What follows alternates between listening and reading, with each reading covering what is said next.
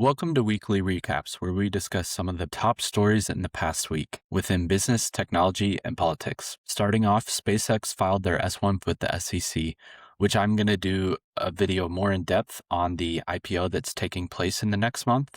So we'll dive deeper into that in a video coming soon. Concluding the Musk versus OpenAI trial, the jury rejected the claims that Musk had been ripped off by OpenAI due to the lawsuit coming out after the statute of limitations expired. Now, I don't believe this will set precedent for any future cases that involve nonprofits pivoting into for-profit organizations, simply due to the verdict being based on the expiration.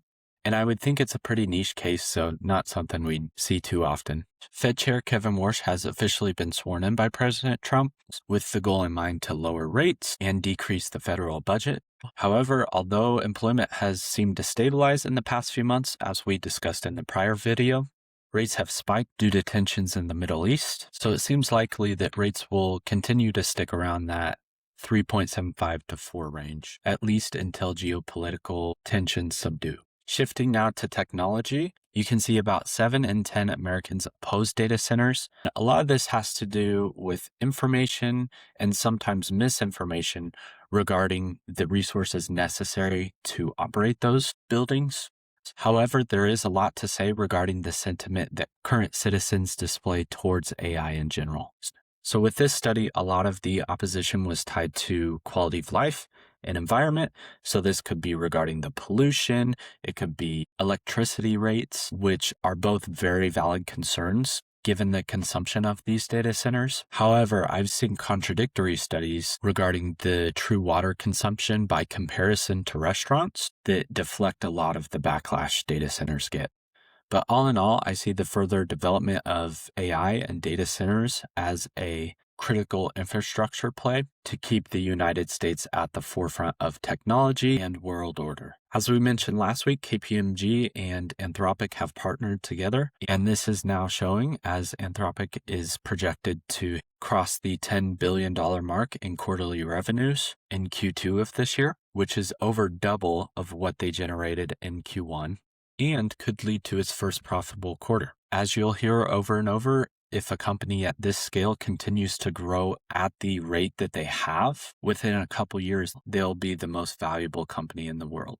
Now, as the Strait of Hormuz remains closed, the global oil inventories have been decreasing at around 1 million barrels per day. And at this rate, it's estimated that we would hit the floor in September to October, which is something I didn't know recently, although we feel it very hard with gas prices and airliners have gone out of business or restructured their flight plans. Consumers have been spending less. The U.S. is actually positioned at one of the strongest places in the world to endure this crisis, as we're now one of the top producing and exporting countries in the world. So although it hits the middle and lower class pretty hard, we haven't gone to the extreme some Asian countries have done, such as limiting their citizens from using their vehicles to every other day. Switching back to the current administration, there continues to be investment from the public sector into private businesses. So you can see a 9-figure check here that the US has agreed to give IBM in the development of quantum computing, as well as a similar deal with Global Foundries. And in similar news, mining company Perpetua has secured a near $3 billion loan in attempts to in-house critical materials that we currently rely on China for. Trump also postponed signing an executive order focused on AI and cybersecurity, citing the reason as it being unnecessary to have government regulation. And a common thread you're going to hear from tech enthusiasts and entrepreneurs is we're currently ahead of China, and government intervention, restrictions, or any regulation that could slow down the process of innovation is going to be to the detriment of our nation, which there's definitely an aspect of truth there, and I tend to lean on that side as a tech enthusiast. However, eventually there's likely going to need to be protocols and procedures that startups will need to go through in order to have access to information.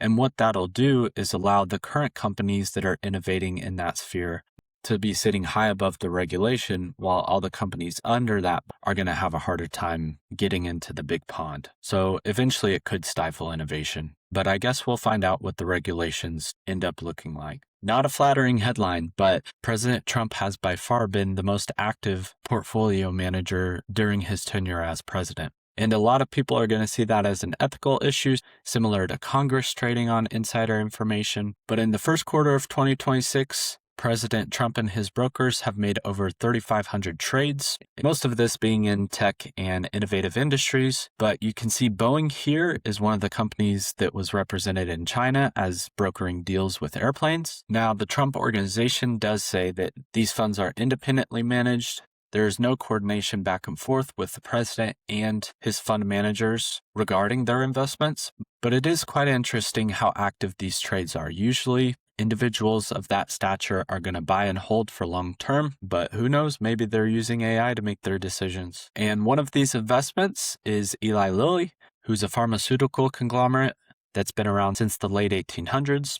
And a couple days ago, a weight loss product of theirs, Retatrutide, concluded a successful study with helping users reduce their weight in a safe way. And as you can see here, their stock is pretty flat over the last 6 months. But when you look at the 1 year and the 5-year trends, you see massive growth here. So whether the president's investment is a long-term hold or a short-term speculation is fairly hard to tell. And lastly, 2 East Coast energy conglomerates are projected to merge in the near future. And why this matters is Dominion, who is the would-be subsidiary, has played a massive role in the development of Virginia data centers. So a conglomerate of the 2 businesses could provide the network and capacity to have a singular organization on the East Coast to build out these plants in quantity. Now, of course, there's going to be regulation hurdles. And from the consumer perspective, one of the most logical is going to be how will this benefit the customers? And I don't necessarily think this specifically has to do with rate cuts. Even if they're able to justify